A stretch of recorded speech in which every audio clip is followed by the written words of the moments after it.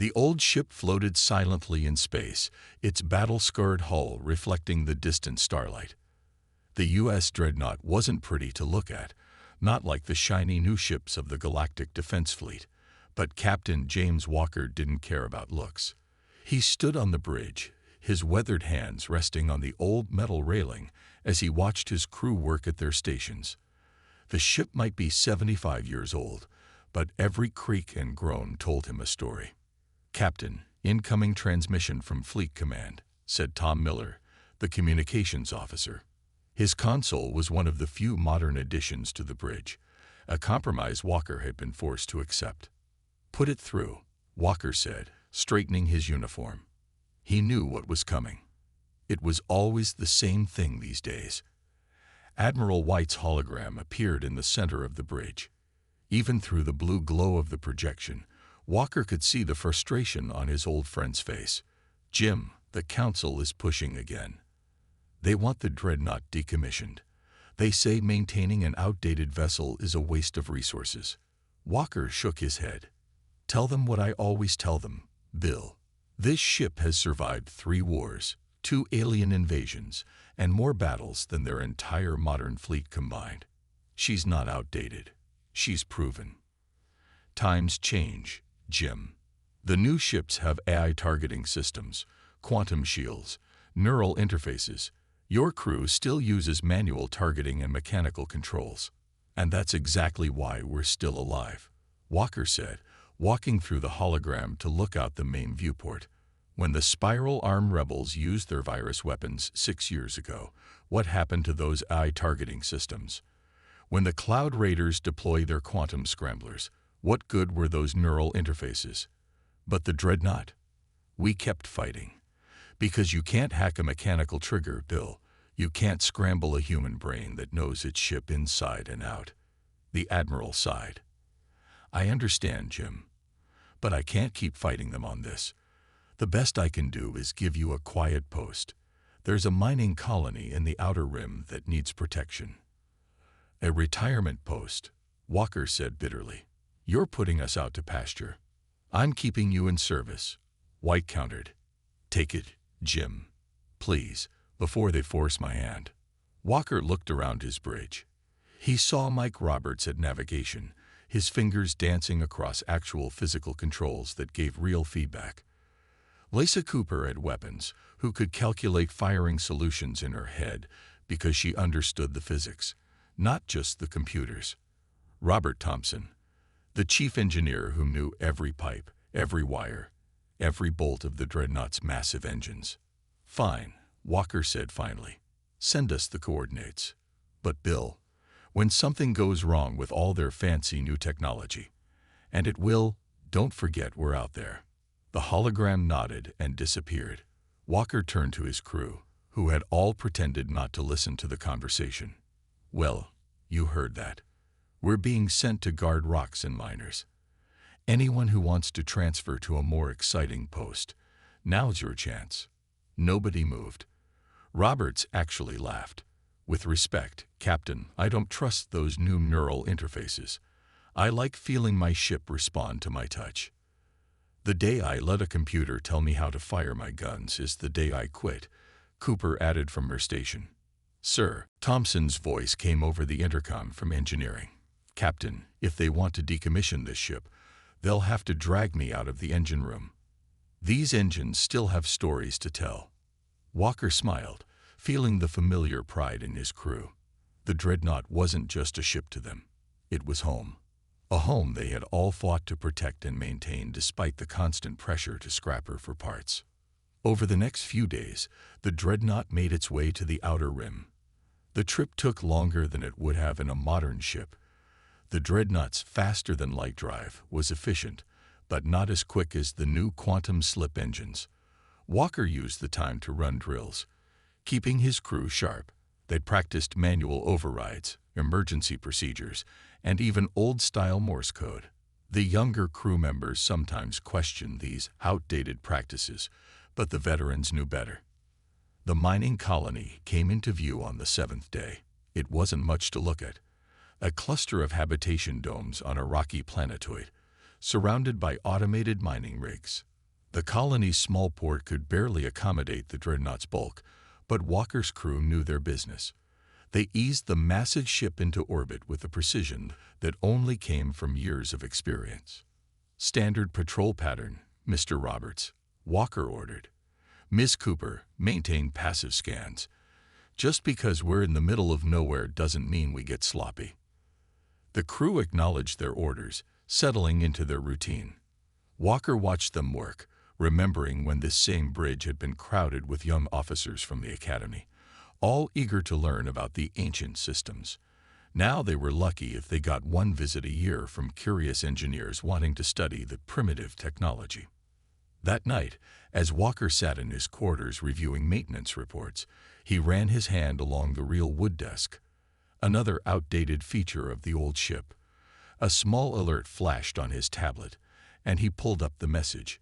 It was from Admiral White, marked personal. "Jim," the message read, "I bought you some time. The mining colony contract is for 1 year. Use it wisely.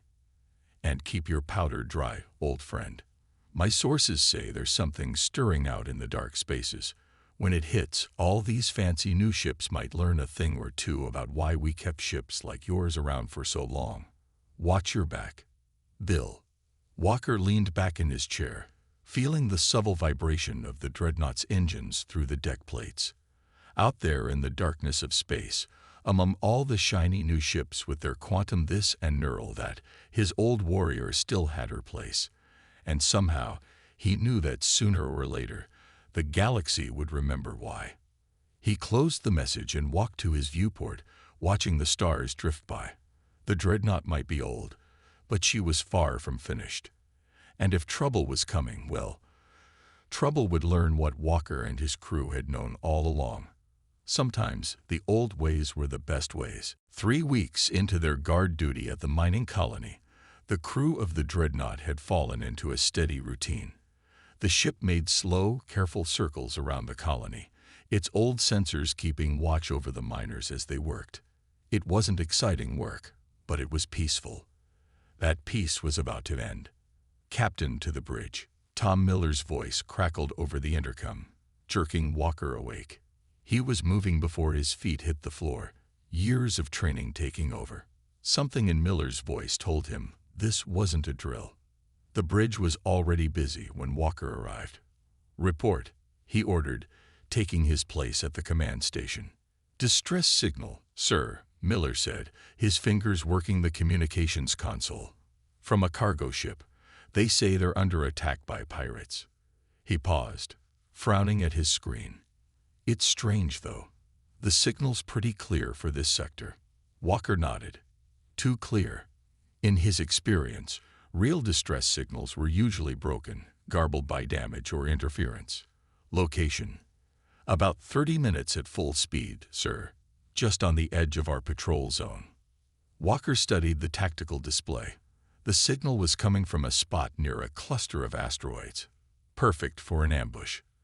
But if there really was a ship in trouble out there, "Signal the colony that we're investigating a distress call," Walker ordered. "Then get me Admiral White on a secure channel." The Admiral's hologram appeared quickly, too quickly, Walker thought, almost like he'd been waiting for the call. "Jim," White said, his face grim, "I assume you picked up the distress signal. You know about it. 3 of our newest cruisers are already responding: the Valiant, the Defender, and the Swift. Top-of-the-line ships, quantum drives, full AI integration." White's image flickered. "Jim, be careful out there. My sources were right. Something's stirring." The transmission cut off abruptly. Walker turned to his crew. "Battle stations. This isn't a rescue mission. It's a trap, and we're going to spring it." Red alert klaxons sounded throughout the ship as the crew prepared for combat. In engineering, Thompson coaxed extra power from the old engines. At weapons, Cooper ran manual checks on every gun. Roberts plotted a course that would bring them in behind the asteroid field. The dreadnought moved through space, its hull plates creaking as they accelerated. Modern ships would have already reached the distress signal, but Walker wasn't in a hurry.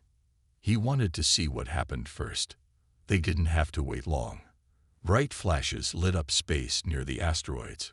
Weapons fire. Walker watched as 3 sleek shapes emerged from behind the rocks, running at full speed.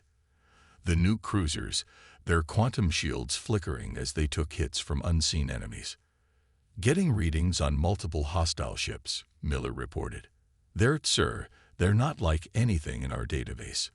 The energy signatures are completely alien. Show me, Walker ordered. The main screen lit up with tactical data. The enemy ships were beautiful in a strange way, all curved lines and glowing surfaces, like liquid metal frozen in space. They moved with impossible grace, their weapons cutting through the quantum shields of the Galactic fleet cruisers like they weren't even there. Sir, Cooper said from her weapons station, those new ships, their targeting systems are automated. They're trying to calculate perfect shots, but the enemy vessels are moving in patterns the computers can't predict. Walker watched as one of the cruisers, the Swift, tried to execute a complex evasive maneuver. Its AI pilot plotted a mathematically perfect course and flew straight into a burst of enemy fire. The ship's quantum shields flared and died, and moments later the Swift itself exploded in a silent flash. The enemy knows our technology, Walker said quietly. They know exactly how our modern ships think and move, because they've studied them. He turned to his crew. But they haven't studied us. The Defender was the next to go, its AI trying desperately to find a pattern in the enemy attacks. There wasn't one. The alien ships were flying on pure instinct, their movements random and unpredictable. The Valiant lasted longer, its captain apparently having switched to manual control, but it too succumbed to the overwhelming fire. Walker waited until the enemy ship started moving toward the mining colony. Then he gave the order everyone was waiting for. Take us in, Mr. Roberts. All power to the old systems. Nothing quantum, nothing automated. We do this the way we trained. The dreadnought's engines roared to life, pushing the massive ship forward. In engineering, Thompson and his team worked their controls by hand, adjusting power flow and system balance through experience rather than computer guidance. Cooper's fingers rested on the manual firing controls, her mind already calculating trajectories the old way. The enemy ships noticed them. Of course. The first shots came in, strange, twisting beams of energy that should have torn through their hull. But the dreadnought's old armor was thick, solid, built to take hits rather than deflect them. Where modern quantum shields would have failed, simple metal held. They're trying to get a target lock, Miller reported, watching his instruments. Their sensors keep sliding off our hull. They're looking for electronic signatures, but we're running dark. That's right, Walker smiled. Sometimes the best technology is no technology at all. Ms. Cooper, show them what old-fashioned gunnery can do. Cooper's hands moved across her console. The dreadnought's main guns, massive rail cannons that fired actual physical projectiles, roared to life. There was no sophisticated targeting computer, no AI to calculate the perfect shot. Just human skill and years of practice. The first volley caught the enemy completely by surprise. They had expected energy weapons, things their advanced shields could deflect. Instead, they were hit by solid metal traveling at incredible speeds. Two of the alien ships spun away, their beautiful hulls torn open to space. They're regrouping, Roberts called out, trying to surround us. Let them try, Walker said. Keep us moving, random pattern. No computers. I want you to fly her like you feel it. Roberts grinned and did exactly that. The dreadnought might be old and slow compared to modern ships, but she was built solid. Her bulk became an advantage as Roberts sent her spinning through space, using momentum and mass to keep the enemy off balance. More alien ships appeared from behind the asteroids. Clearly, they hadn't expected to need their full force for this attack. They came in fast, their weapons blazing with strange energy. The dreadnought took hits, her hull glowing red in places, but she kept fighting. Cooper's gunnery crews worked their weapons with practiced precision, filling space with simple kinetic projectiles that the enemy's advanced shields couldn't handle. Thompson kept the power flowing, his engineering team working in perfect sync, knowing exactly how much stress each system could take. When the last alien ship finally retreated, trailing atmosphere and debris, the dreadnought's hull was scorched and pitted, but she was still fighting fit. Walker looked around his bridge at his tired but proud crew. "Send a message to Fleet Command," he ordered Miller.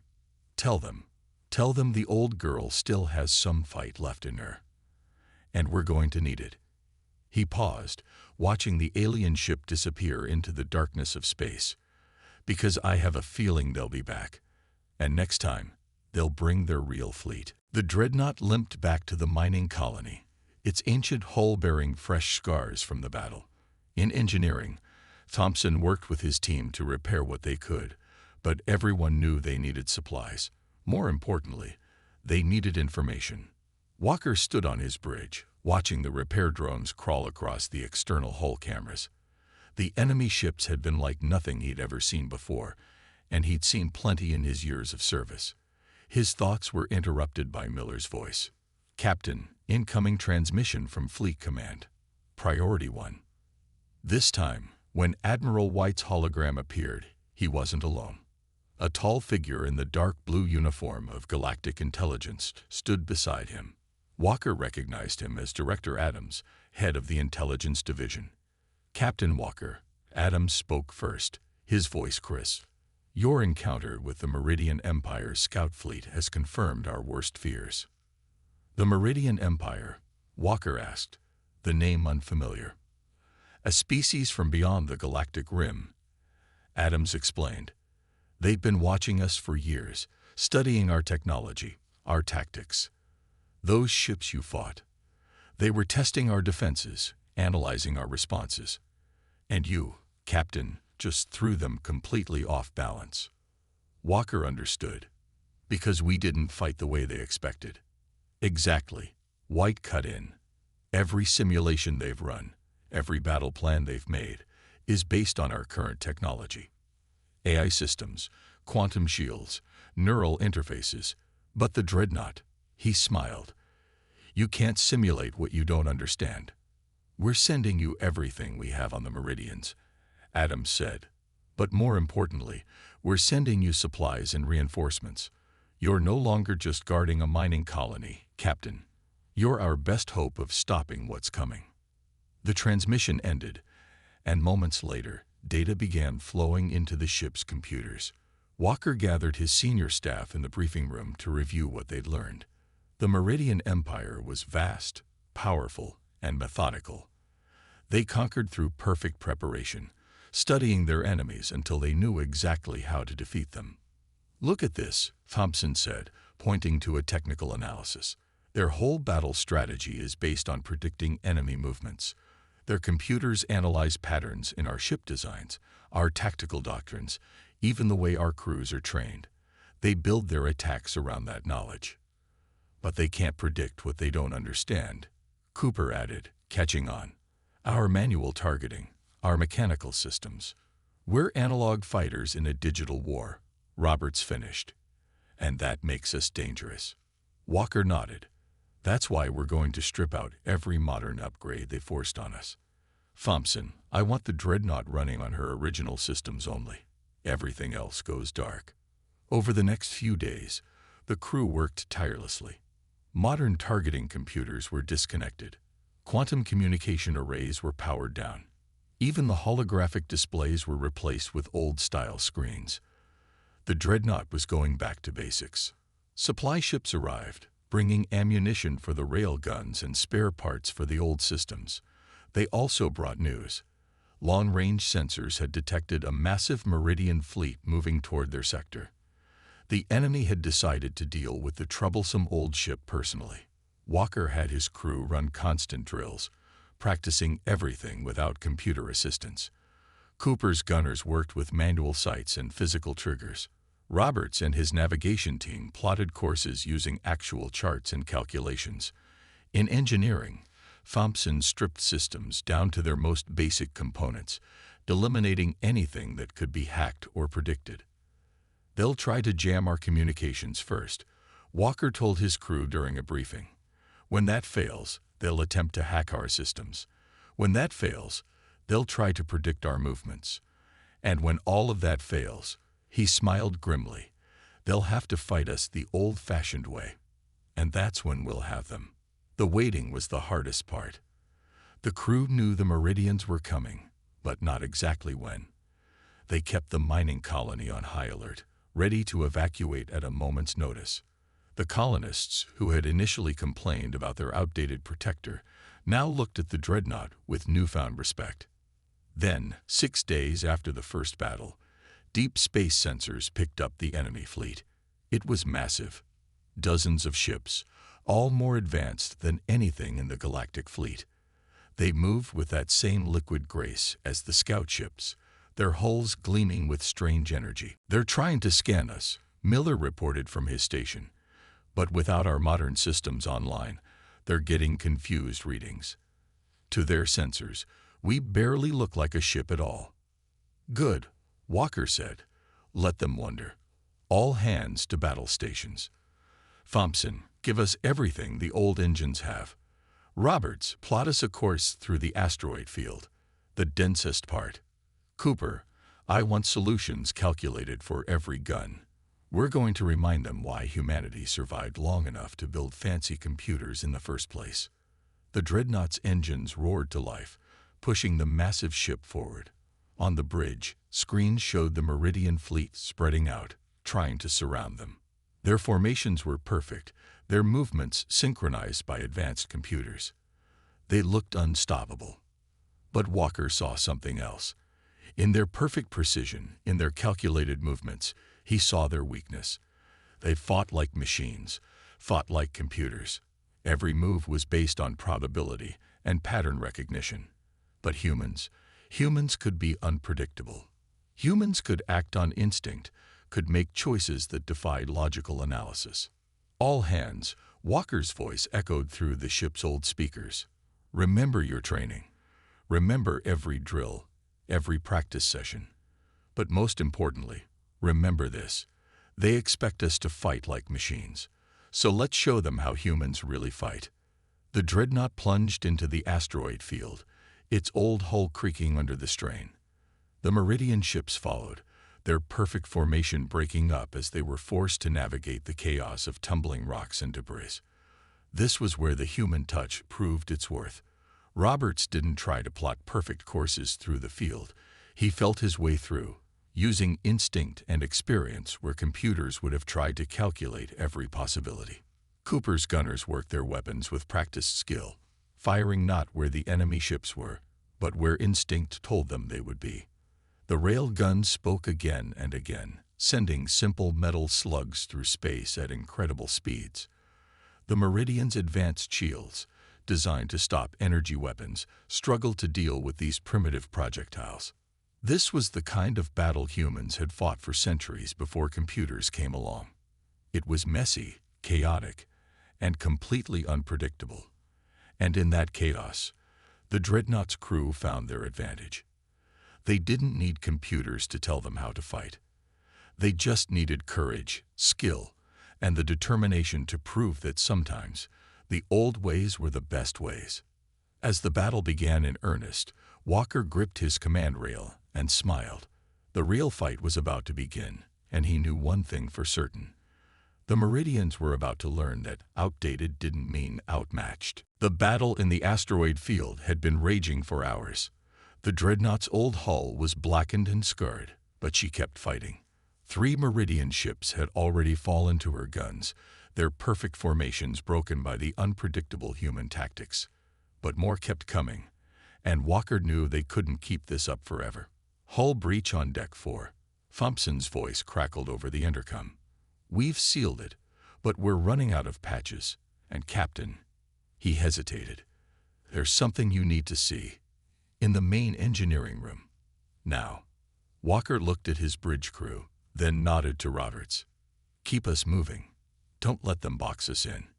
He made his way through the shaking ship to engineering, holding onto the walls as another hit rocked the vessel.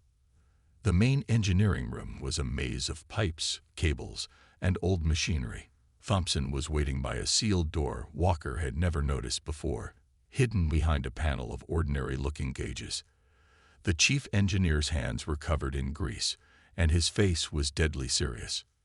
"I found this while stripping out the modern systems," Thompson said, entering a code into an ancient-looking keypad.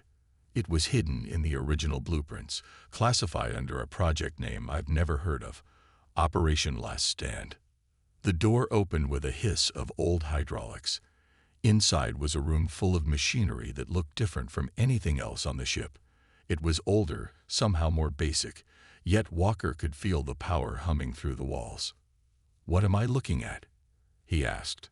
Thompson ran his hand along a massive cylinder in the center of the room. "The reason the dreadnought was never supposed to be decommissioned. This isn't just an old ship, Captain. She's a test bed. The last one." He pointed to the cylinder. "This is a gravitational compression cannon, the only one ever built." Walker's eyes widened. Modern ships used energy weapons, plasma, lasers, quantum disruptors. But gravity? Why wasn't this in any of the ship's records? "Because it was too dangerous," Thompson said. "Not just to the enemy, but to us. The scientists who built it, they found a way to create a point of artificial gravity so dense it could tear apart anything near it. But the power requirements were massive. The targeting had to be perfect. One mistake, and," he shrugged, "they shut down the program. Switched to energy weapons instead. Safer, more efficient." "But they left this one," Walker said, understanding dawning. "Hidden away on an old ship nobody would look too closely at. Ready if we ever needed it." Another hit rocked the ship. Miller's voice came over the intercom. "Captain, we've got problems. Big ones. The Meridian flagship just arrived. Sir, it's bigger than anything we've ever seen."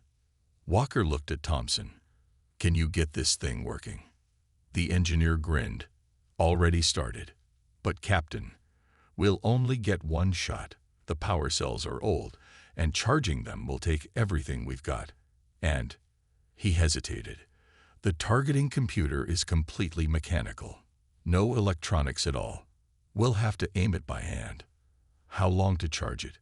20 minutes. Maybe less if I redline the engines." Walker nodded. "Do it, and get Cooper down here. If we're going to aim this thing, I want my best gunner on it." Back on the bridge, Walker watched as the Meridian flagship emerged from the darkness of space. It was beautiful in a terrifying way. A massive ship that seemed to flow like liquid metal, surrounded by an escort of smaller vessels. The ship's sensors were broadcasting on all frequencies, trying to analyze the dreadnought's defenses. "They're hailing us," Miller reported. "Put them through." A figure appeared on the main screen, tall, elegant, with silver skin that rippled like mercury. "Primitive vessel," the Meridian commander spoke in perfect galactic standard. "You have impressed us with your unconventional tactics. But this game is over. Surrender now, and we will study your ship's unique properties before we destroy it." Walker smiled. "You're right about one thing. This game is over, but not the way you think." He cut the transmission. "Roberts, get us as close to that flagship as you can. Cooper, get down to engineering. You've got a new gun to learn how to use." The next 15 minutes were the longest of Walker's life. The dreadnought took hit after hit as Roberts maneuvered them through the Meridian fleet. Their rail guns kept firing, keeping the enemy busy, but everyone knew they were just buying time. "Power cells at 60%. Thompson's voice was strained. "The old systems were never meant to handle this much current. We're burning out relays faster than we can replace them." "Hold it together," Walker ordered. "Roberts, status." "Almost in position." The navigator's hands flew over his controls. "But they're not making it easy. Their flagship's got some kind of gravitational defense screen. Getting closer is like trying to swim up a waterfall." Walker smiled grimly. "They're using gravity against us." "Perfect.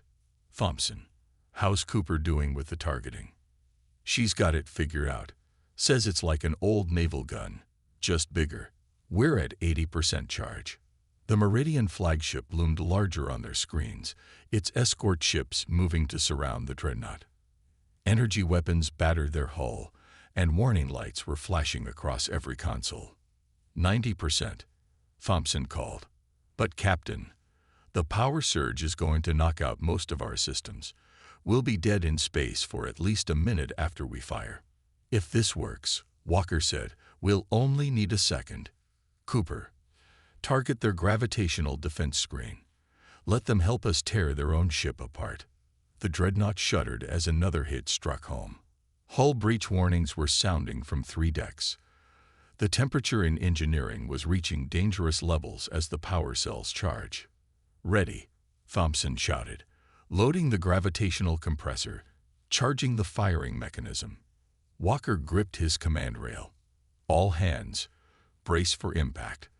This is going to get interesting. He took a deep breath. Fire. For a moment, nothing seemed to happen. Then Walker felt it. A pull, like the entire ship was being dragged sideways. On the main screen, a barely visible distortion emerged from the hidden weapons barrel. It moved slowly at first, then faster, accelerating toward the Meridian flagship. The enemy commander must have realized something was wrong. The flagship tried to move, tried to bring its advanced shields to bear, but it was too late. The gravitational projectile struck their defense screen, and something impossible happened. The 2 gravitational fields merged, amplified each other, and created a point in space where the laws of physics began to break down. The Meridian flagship's beautiful hull began to twist, pulled apart by forces it was never designed to resist. Its escort ships were caught in the effect, their own gravity generators making the problem worse as they tried to break free. The dreadnought's systems went dark, just as Thompson had warned. For a full minute, they floated powerless, watching as the pride of the Meridian fleet was torn apart by the very forces they had tried to master. When emergency power finally came back online, the enemy flagship was gone, replaced by a spreading cloud of debris. Its escort ships were scattered, their perfect formations broken, their hulls twisted by gravitational stress. Send a message to any surviving Meridian ships, Walker ordered Miller. Tell them this is what happens when you underestimate old technology. And if they ever come back, we've got more surprises waiting. As the enemy ships retreated, Walker looked around his bridge at his exhausted but proud crew. The dreadnought had proven once again that age didn't mean weakness, but he knew this wasn't over. The Meridian Empire wouldn't take this defeat lightly. They would be back, and next time, they would bring their entire fleet. 2 days after destroying the Meridian flagship, the dreadnought's crew worked tirelessly to repair their ship. The gravitational weapon had taken a toll on the old vessel, power conduits were burned out, hull plates were buckled, and half their systems needed rebuilding. But they all knew they didn't have much time. The Meridians would return, and they would be angry. Message from Fleet Command. Miller called out from his station. His console was one of the few fully functioning systems left. Admiral White is requesting an emergency conference. Walker stood before the flickering hologram projector as White's image appeared. The Admiral's face was grim. Jim, our long-range scouts have detected the Meridian response fleet. It's their entire battle force. Over 300 ships, led by their ruling council itself. They're coming to erase the embarrassment of being defeated by an obsolete vessel. How long do we have? 6 hours, maybe less. We're mobilizing every ship we can, but most of our fleet is tied up defending the core worlds. You'll have to hold them off until reinforcements arrive. White paused. Jim, that gravity weapon of yours, could it be used against their homeworld? Walker looked at Thompson, who had been listening nearby. The engineer shook his head. The power cells are barely holding together after the last shot. We'd need days to repair them properly. There might be another way, Thompson added, stepping forward. The weapon creates a point of focused gravity. If we could get close enough to their planet, we wouldn't need full power. Their own planetary mass would amplify the effect. You're talking about creating a cascading gravitational collapse, Walker said, understanding. Not destroying the planet, but making it temporarily uninhabitable, forcing them to evacuate. It's possible, Thompson nodded, but we have to get past their entire fleet and into low orbit, and we'd probably burn out every system on the ship doing it. White's hologram flickered. Whatever you're planning, do it fast. We'll try to buy you time. But the transmission cut off as new alerts sounded across the bridge. Multiple ships dropping out of faster-than-light travel, Roberts reported from navigation. They're here early. A lot of them. The main screen lit up with contacts. Hundreds of Meridian ships, filling space with their liquid metal hulls and advanced technology. At their center was a vessel that dwarfed even their previous flagship. Its hull pulsed with strange energies, and its very presence seemed to distort the space around it. They're broadcasting, Miller said. To everyone, not just us. The message played across every screen and speaker in the sector. The Meridian Ruling Council, their silver faces cold with anger, spoke as one. Primitive species of the galaxy, witness your final defeat. The obsolete vessel that dared to challenge us will be destroyed, along with any who stand with it. Resistance is... Walker cut the transmission. I'm getting tired of being called obsolete. Miller, send a message to the mining colony. Tell them to evacuate immediately. Roberts, plot us a course through that fleet. Thompson, give us everything you can from the engines. Cooper, warm up our surprise. The dreadnought's engines roared to life, pushing the old ship forward. The Meridian fleet moved to surround them. Their formations perfect, their tactics flawless. But this time, they kept their distance, firing from range with their energy weapons. They're learning, Cooper said from her station, staying away from our rail guns. And they're using some kind of scatter pattern, making it harder to create another gravitational point. Walker nodded. They studied our last battle, adapted their tactics. He smiled. But they still think like machines. Roberts set course for their homeworld. Full speed. The navigator's hands flew over his controls. They got us completely surrounded, sir. The only way through is straight through. Exactly. They expect us to be tactical, to look for a weak point. So let's do the one thing their computers can't predict, something completely insane. The dreadnought turned, aiming directly at the thickest part of the Meridian formation. Her engines strained as Roberts pushed them to full power. The enemy ships, expecting some kind of trick, actually hesitated for a crucial moment. All weapons, fire at will, Walker ordered. Thompson, divert all power to the forward hull plating. We're going to ram our way through. The old ship became a battering ram, her thick hull absorbing hits that would have destroyed more modern vessels. Rail guns fired continuously, creating a path of destruction through the enemy fleet. The Meridians, for all their advanced technology, had never encountered an enemy willing to simply punch through their lines. Hull breaches on decks 3 through 7. Thompson reported. Emergency bulkheads holding, but we're losing atmosphere. Power cells for the gravity weapon are charging, but slowly. Meridian vessels moving to block our path to their homeworld. Miller called out. They figured out what we're trying to do. Walker gripped his command rail as another hit rocked the ship. Cooper, target their command ship with the main guns. Roberts, plot an evasive course that looks like we're trying to escape. Let's see if they still think we're predictable. The dreadnought turned, seemingly attempting to flee. The Meridian fleet followed, their command ship moving to cut off their retreat. It was exactly what Walker had hoped for. Now, full power to engines, reverse course. The old ship swung around with surprising speed, her engines straining as she charged straight at the Meridian command ship. The enemy vessel, its computers still trying to predict their next move, reacted too slowly. Gravity weapon at 60%, Thompson shouted. It's not fully charged. It'll have to do, Walker said. Cooper, fire when ready. Roberts, Get us into the atmosphere as soon as they're hit. We'll only have one chance at this. The dreadnought's hidden weapon fired, its gravitational projectile striking the massive command ship. But this time, instead of destroying it, the weakened blast created something else, a gravitational corridor, pulled open wider by the planet's own mass. Their ship's caught in the effect, Cooper reported. It's being pulled down into the atmosphere. Follow it in, Walker ordered. Use their ship as a shield. The dreadnought dove into the planet's atmosphere behind the falling command ship, using its bulk to protect them from the rest of the fleet's fire. The Meridian vessel's own gravity generators, trying to fight the effect, only made things worse. Weapon charging for final shot. Thompson's voice was strained. But sir, the power feedback. It's going to destroy the ship this time.